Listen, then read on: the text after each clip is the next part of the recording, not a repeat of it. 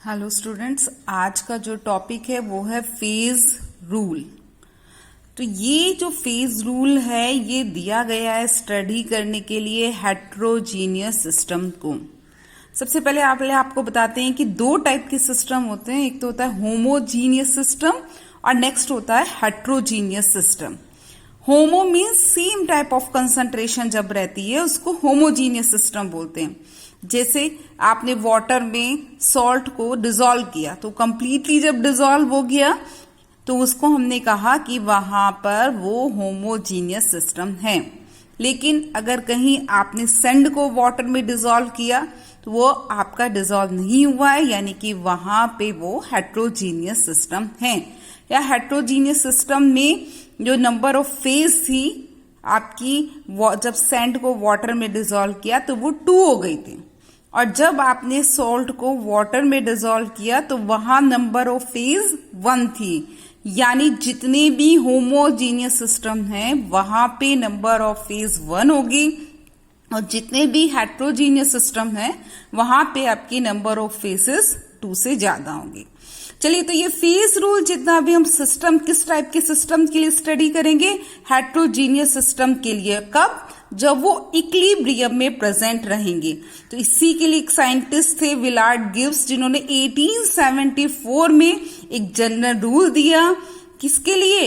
Heterogeneous system को equilibrium में study करने के लिए इन्होंने अपना रूल दिया विलार्ड गिब्स ने, जिनको क्या कहते हैं? फेज रूल कहते हैं। ये वही बताया गया कि जब 2 या 2 से ज्यादा फेजेस इक्विलिब्रियम में प्रेजेंट रहती हैं तो उनको हम क्या कहेंगे? हेट्रोजीनियस सिस्टम कहते हैं। ये एक और बताते क्या प्रेडिक्ट करते हैं ये, कि जब सारी की सारी फेजेस इक्विलिब्रियम पे हैं तो उस टाइम प्रेशर का क्या इफेक्ट पड़ेगा, टेम्परेचर का क्या इफेक्ट पड़ेगा, या कंसंट्रेशन का क्या इफेक्ट पड़ेगा। 3 वेरिएबल्स है, pressure, temperature and concentration equilibrium पे। तो उसके लिए भी ये प्रेडिक्ट करता है कि effect of pressure, temperature, concentration on equilibrium. कौन से इक्विलिब्रियम पे? हेट्रोजीनियस सिस्टम के।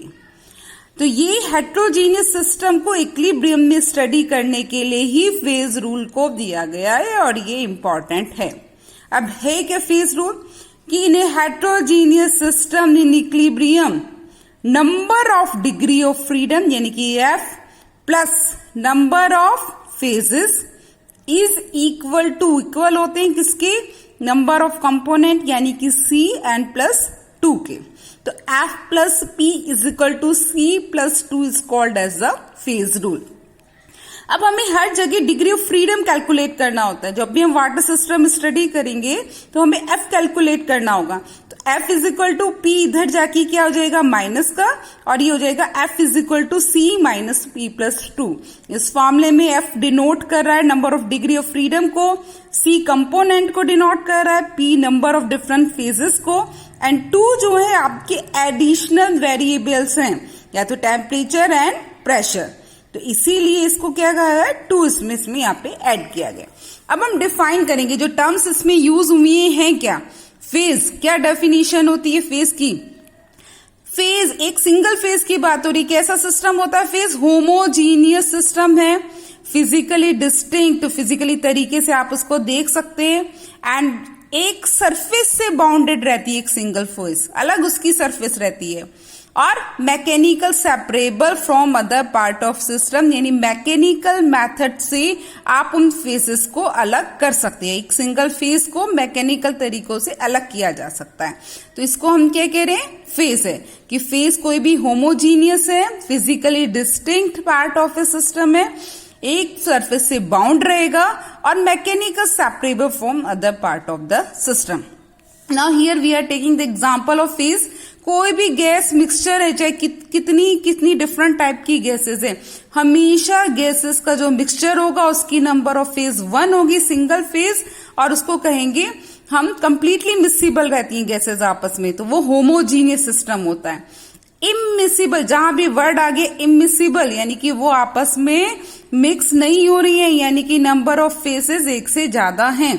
तो यही बताया गया है कि इमिसिबल लिक्विड्स, वो लिक्विड्स जो आपस में मिक्स नहीं होते हैं वो क्या बनाते हैं, डिफरेंट फेजेस बनाते हैं। जैसे वाटर में आप कार्बन टेट्राक्लोराइड को अगर डिसॉल्व करेंगे तो नंबर ऑफ फेजेस 2 होंगी, which do not mix each other, वो आपस में मिक्स नहीं हो रही है, तो हमेशा 2 फेजेस बनेगी।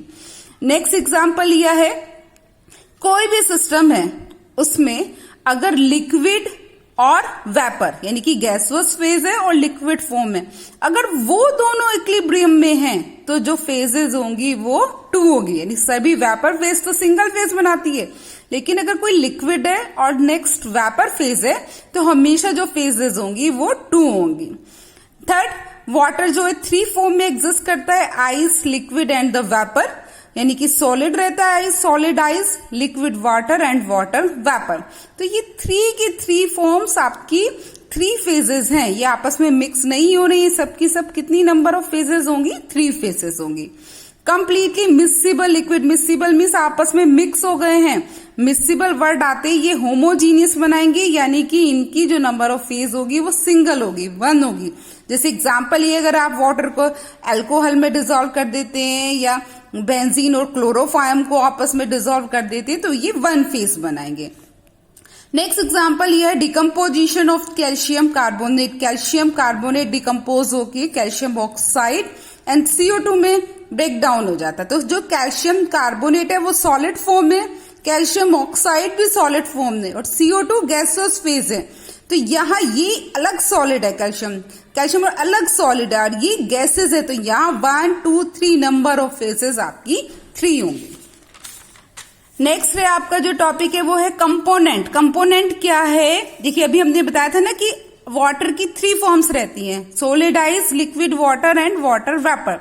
तो कंपोनेंट वो है कि जो smallest number of independent variable constituent है, यानी कि वो सबसे छोटा वेरिएबल जो कि इंडिपेंडेंट हो, और वो क्या करे, हर फेज के कंपोजिशन को एक्सप्रेस कर सके, लेकिन किसकी फॉर्म में, केमिकल इक्वेशन या केमिकल फॉर्मूले की फॉर्म में। देखिए जैसे ये आइस है, अगर मैं इसमें यहाँ पे H2O लिख देती हूं, इस लिक्विड फॉर्म को भी H2O से डिनोट किया जा सकता है, और इस वाटर वेपर को भी मैं H2O लिख सकती हूँ।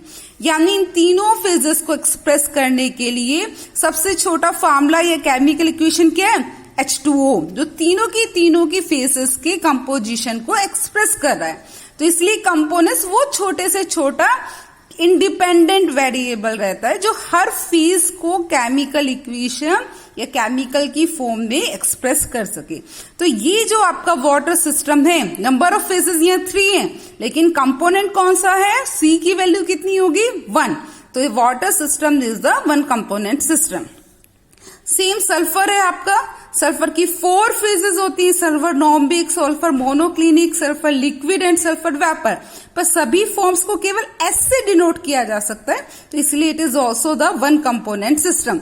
But here again we are taking the decomposition of calcium carbonate, CaO और CO2 में ये डिसोसिएट हो गया, डिकम्पोज हो गया है। फेजेस 3 हैं, लेकिन क्या इनमें से कोई 2 कॉम्बिनेशन अगर हम सेलेक्ट कर लेते हैं तो ये जो आपका सिस्टम है ये 2 कंपोनेंट सिस्टम बनता है। हम ये 2 करेंगे सेलेक्ट या ये 2 करेंगे, तो इससे ये क्या होगा, पूरा सिस्टम डिफाइन हो जाएगा।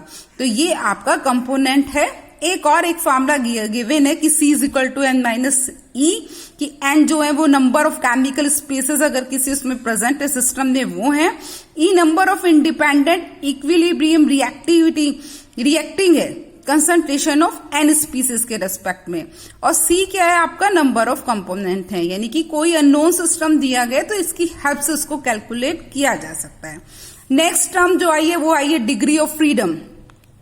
डिग्री ऑफ फ्रीडम भी नंबर ऑफ इंडिपेंडेंट वेरिएबल है। कौन से वेरिएबल है, ये है टेम्परेचर, प्रेशर एंड कंसंट्रेशन, यानी कि इनमें से कौन से variable must be specified in order to define the system completely. किसी भी ऑर्डर को डिफाइन करने के लिए कितने नंबर ऑफ इंडिपेंडेंट वेरिएबल जरूरी रहते हैं, वो किस लिए रहते हैं, आपका डिग्री ऑफ फ्रीडम। अब ये 3 फेजेस हैं आपकी वाटर की, solid ice, liquid water and water vapour.